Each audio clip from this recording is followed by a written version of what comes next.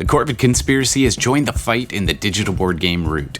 These top 10 strategies will help you battle your way to victory with one of the most difficult factions to win with in the game. If you hang around until the end of the video, I'll also share ways to counter the Corvid here on Legendary Tactics. When I first started playing the Corvid Conspiracy, I was getting absolutely crushed because I completely misunderstood how this faction works. My initial instincts told me that glory would be mine if only I could land a bomb in a clearing clustered with opponents and infrastructure and score a pile of points with this aggressive approach. But it's completely backwards. This faction is a lot of fun to play with if you like bluffing. So here are the 10 most important ideas I've gleaned from my wins with this faction. Number 10, warrior placement. Let's begin with the opening placement. It's important that you begin to establish a presence on the board, and that you consolidate your troops in areas that you can defend. Having to sacrifice a troop, and then an extra troop for each additional plot, means that you'll have a hard time fortifying your position. In addition, unlike many other factions, you can't saturate your unit placement all in one location like the Underground Duchy does. So be sure to place your warriors near each other and preferably in a quiet corner where they won't be wiped out quickly. If you're using the advanced setup, which was a rule addition meant to make the Corvids more competitive, you'll also be placing a plot. I'll address that in number 9. So number 9, the initial and subsequent plot placement. What plot should you get down first? And once you have it down, what should come next? Well, if you've got a safe corner of the board where it's not worth the effort for other players to take you out, then you should lay the extortion plot in the first turn. This gives you the extra card draw, which is the foundation of the Corvid strategy. With more cards, you can use Exert to get more actions. You can get troops on the board more quickly, and you can begin crafting to get extra points you'll need in the late game surge. After this plot, the best plot is the one that you can get down and not have your opponents guess and consequently defuse this plot at the cost of a single card to them. Bombs, they're a great threat, but they'll often be taken out before they can do much damage.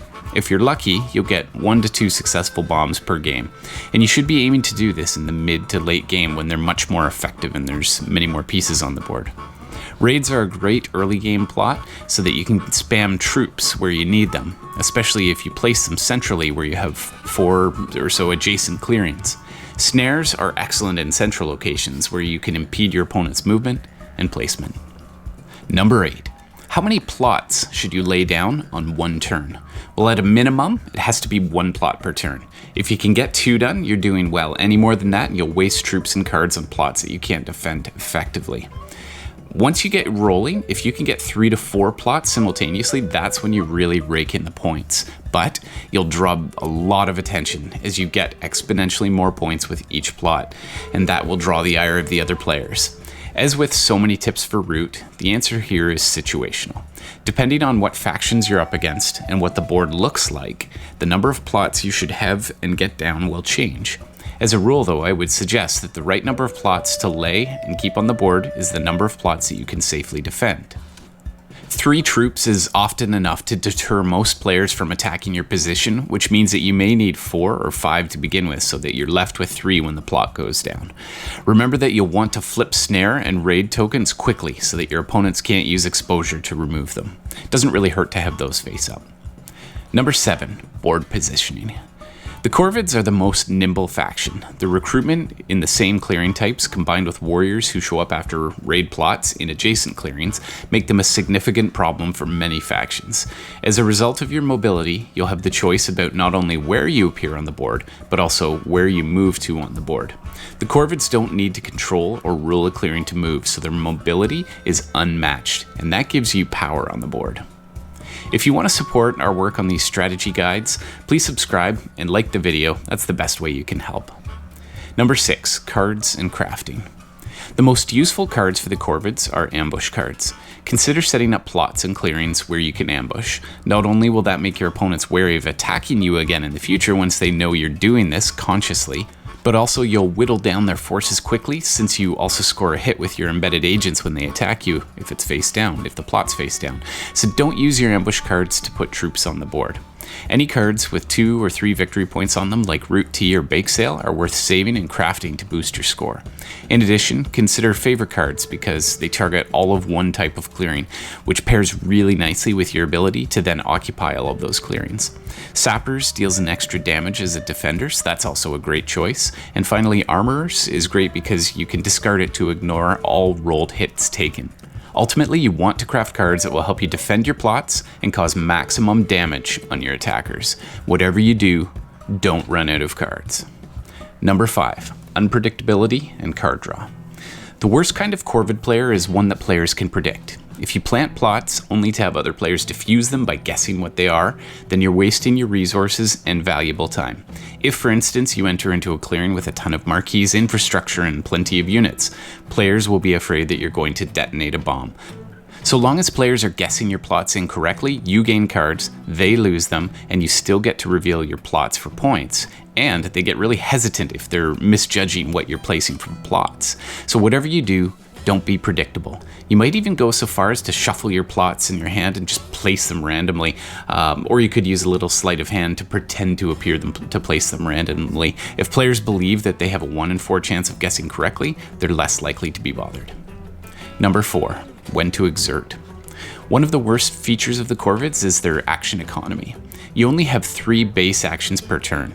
If you use 1 or 2 of those just moving individual warriors around, it will leave you with very little else that you can do. So returning to tip number 10, you always need to have an extortion plot face up so you maximize your card draw. This gives you the chance to use Exert, which is another action in evening if you don't mind skipping your card draw. If you have 3 or more cards, you should probably use one to exert. Getting those action turns to either support your face down plot tokens, to get an extra attack in on a weak enemy position, or to get another plot down can be really valuable. Because strategies are always evolving and developing, please be sure to add your thoughts on strategy in the comments. If my suggestions have or haven't worked for you, please let me know so we can continue to improve our strategic approach to the Corvids. We're into our top 3 now. Number 3 is player count. Depending on how many players you're up against, you'll need to adjust your strategy. The more players at the table, the worse it is for the Corvids. If 3 other players share the duty of wiping out your warriors, you'll have a hard time keeping plots on the board. So be sure not to antagonize too many opponents all at once. Focus your attacks on one faction at a time. Remember that your primary engine for scoring points is very predictable and transparent, so other players will know how many plots are on the board and how many points you'll be scoring from your main engine. So most people will have a pretty good estimation of how many base points you'll score each turn, plus your crafting, plus any damage you do to exposed positions. This will encourage the table to unite against you when you're poised to win. So just be wary that your scoring system is absolutely transparent. Number 2. The minute you seem like a major threat on the board is precisely the minute that the experienced players at the table will contain and punish you. The Corvids are widely perceived as one of the weaker factions in the game for this very reason. To manage the perception of your threat level, remember that you have the power to be the kingmaker in the game, because you can move and build units so freely. So don't be afraid to try to redirect people's attention to other factions that are steamrolling the board, and make some allies along the way.